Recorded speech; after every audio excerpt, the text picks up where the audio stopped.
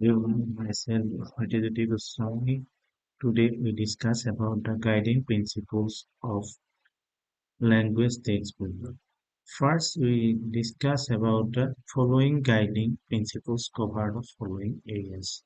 Means where we discuss about the guiding principles for development of textbook, then we we we cover these areas like content, learning and teaching, structure and organization, language, textbook, layout for printed textbook, and pedagogical use of e-features for e-textbook only. Now, if we say about the content, then a content is a very important part of a textbook, and particular textbook or subject area manifest or translate the core component of the curriculum. When we prepare a textbook, we see four components. First one aims, what are the aims of the curriculum? Next, it is content and learning and teaching strategy. What kind of learning or teaching strategies provide for the students development? Next, assessment, what kind of assessment for purpose of student learning? The aims of the content aims. First we discuss about the what kind of aims we take from the particular textbook. First, if we say the aims, the target and objective align with those laid down in the relevant curriculum or subject guide. Means what our aims are the main motto to prepare a textbook. That is that why so we need up to the relevant curriculum or subject guide. Next, the content. Content must be itself content and sufficient to address effectively the learning target of the curriculum. What we can go, what we achieve, what we able to know. These are the things that we prepare a curriculum and without requiring the additional supplementary materials associated with the textbooks. We just need to know about the self-contained and sufficient to address effectively the learning target of the curriculum. It is self-contained and sufficient must be there, and it is not use any kind of additional supplementary materials associated with the textbooks. Next, the content is current information. Must be a content should give a current information and data relevant and accurate. What kind of contents are given, what kind of content we take, what kind of content we give to the students, that must be current information, data are relevant and accurate. Must be this relevant and accurate of the data. Next, concepts are correct and precise, ideas are coherent. The content concepts are correct and precise. Must be this very precise, very, very very mm, short term time, and ideas are coherent, and it is also to associated with the ideas that first we when we prepare a textbook, it is need to concept are correct, it must be correct, it precise, and ideas are coherent. Means it is ideas also given from the textbook. Next, there is an appropriate balance between depth and breadth in the subject matter. How it is must be appropriate balance between depth. It is how much it depth and breadth. How much it breadth. It is very important to for the development of a content. Next, the level of difficulty of the content. It must be to prepare when you prepare a curriculum. This need to the student's cognitive level. We must prepare these textbooks from the student's point of view. If the student is class 6, then his cognitive level is like class 3. He does not appropriate for to study the ninth standard type of cognitive level textbook. So it is very important to see the difficulty level of the content according to the age level of the student and also the cognitive level of the student. Next, appropriate consideration is given to student prior knowledge and experience. It is very important to give the students prior knowledge and experience about. I already said that the students age and students prior knowledge and experience. If he is class 6 students, then his textbook must be prepared through his prior knowledge and experience. Next, there are multiple perspective or balanced viewpoint issue. Means there are multiple perspective. There are multiple. What kind of the cognitive level develop also associated cognitive level also there also the development of psychomotor skills all together are development through the textbook. So it is very important to see the balanced viewpoint issue. Next, there is no bias in content because it is does no bias because it is not to the biasness. There is no biasness in content such as over generalization and stereotyping.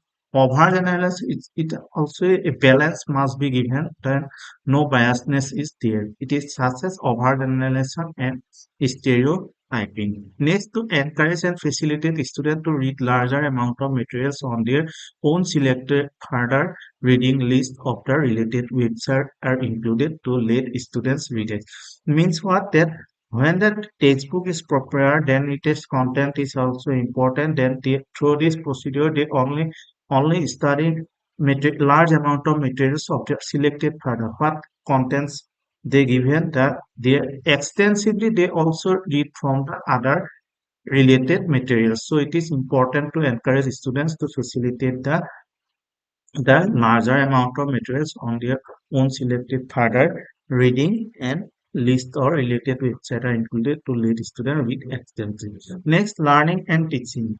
Learning and teaching is very important for the teaching learning procedure. So it is important that various learning skills are associated in the textbook. There is a balanced coverage of cognitive skills of all levels. That is skills, information gathering, remembering, focusing on organizing, integrating, analyzing, generating, all are related in the textbook. If we say about the generic skill, then it must be generic skills are developed through learning and teaching in the context of different subjects. They should know about the context of different subjects, what they are able to take or taken of learning. Next, there is a balanced coverage of cognitive skill.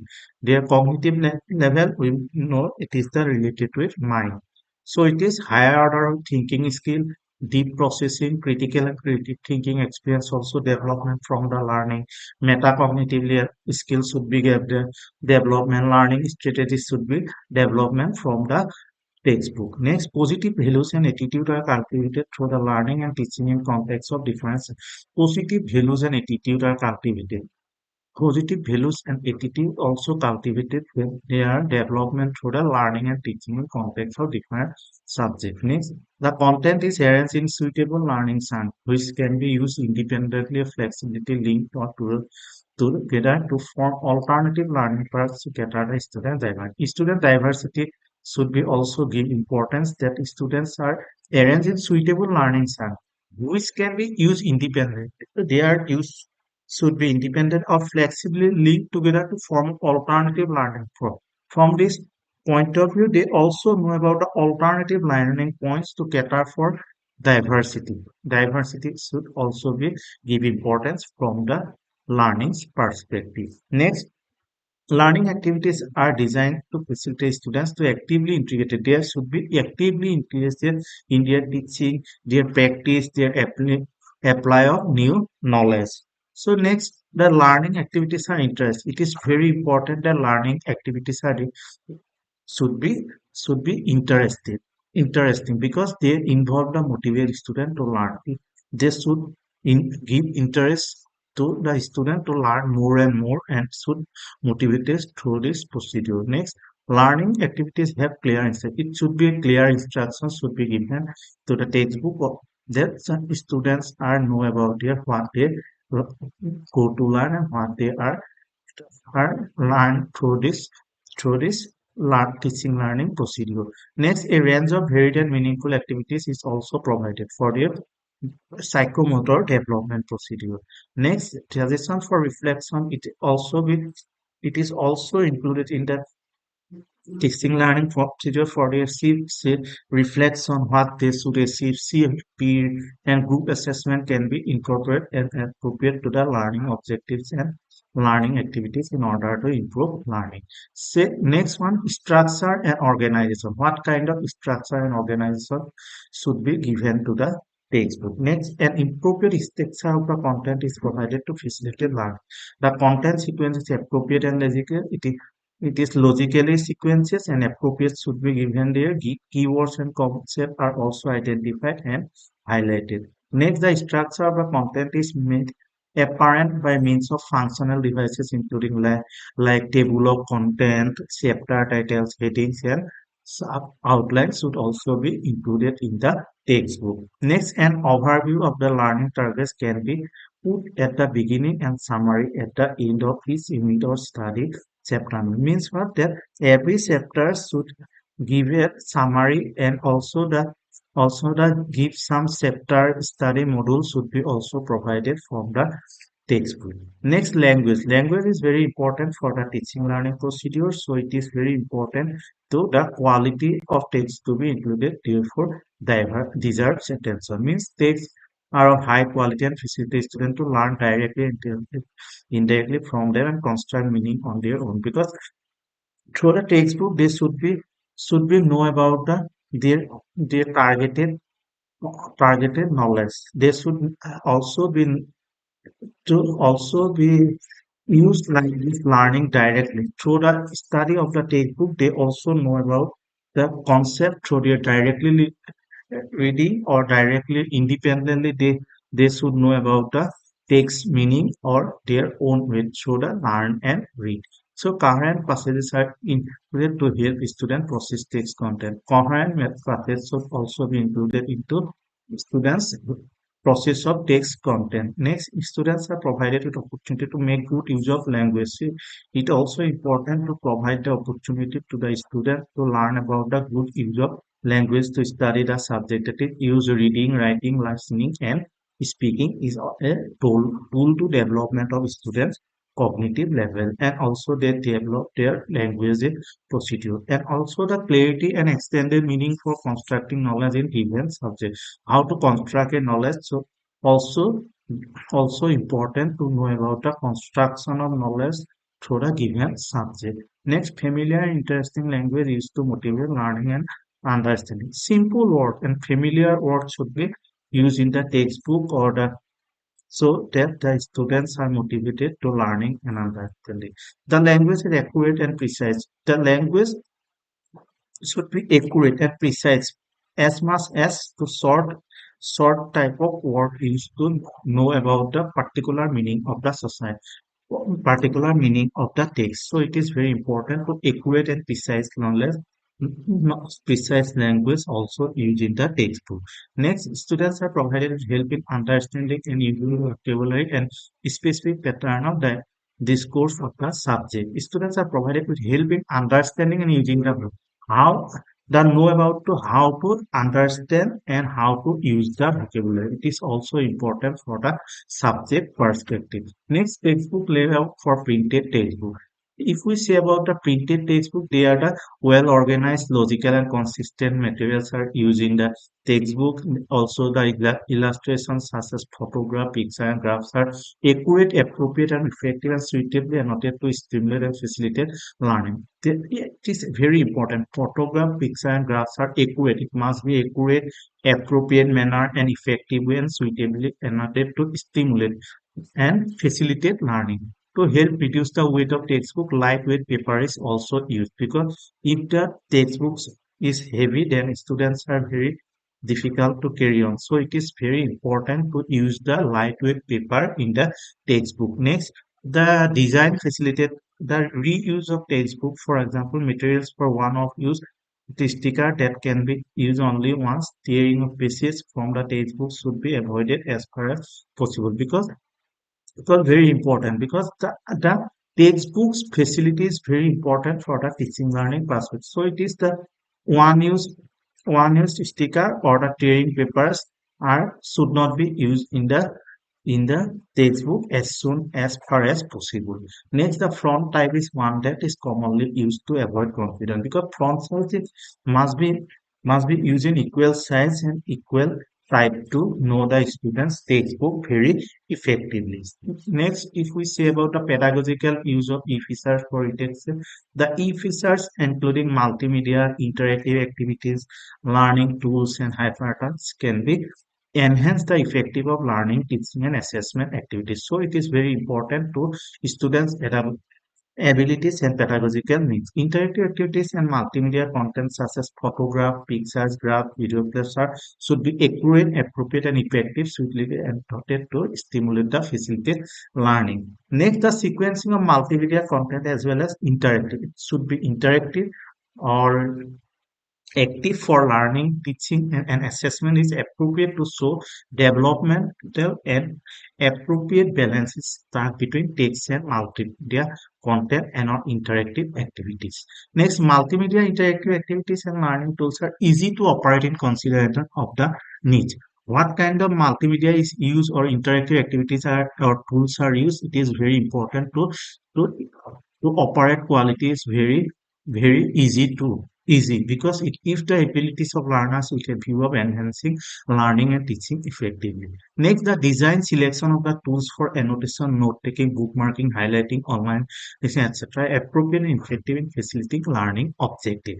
Next, key topics terms within the e-textbooks, their hypertext are available. Hypertext should be used in the e-textbook content for key topics and terms for textbooks. If we discuss about the guiding principles for developing language textbook, then the first principle is character formation. The curriculum should help students develop character and personality. So not just through bookish knowledge, they should develop their character. So it is very important to use the character formation obligation of the textbook. Next, language models. Textbooks can provide model of nature of language use, how to use the language, like idiomatic expression, different register through dialogues, reading passages, and authentic text. These modules can help students develop their language fluency and accuracy.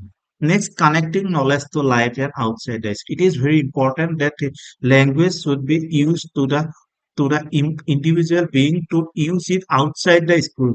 The curriculum should connect knowledge to life outside the school, reducing the rote learning because the curriculum should shift away from rote memo. Rote methods should be avoided through the learning procedure. So it is very important that curriculum should shift away from the rote method.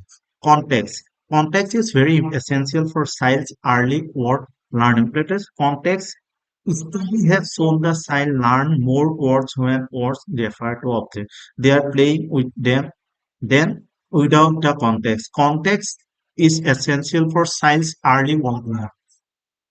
Studies have shown that children learn more words. It is help students to learn more words when words refer to objects. They are playing with them without the context. So it is very important that these are the principles for the language textbook. First one, character formation. Next one, language models. Then connect knowledge to life outside the school and reducing the rote learning materials. And also the context is very important for the textbook. So these are the principles for the guiding principles for development of language textbook. So thank you to everyone for listening the my voice. Okay, thank you.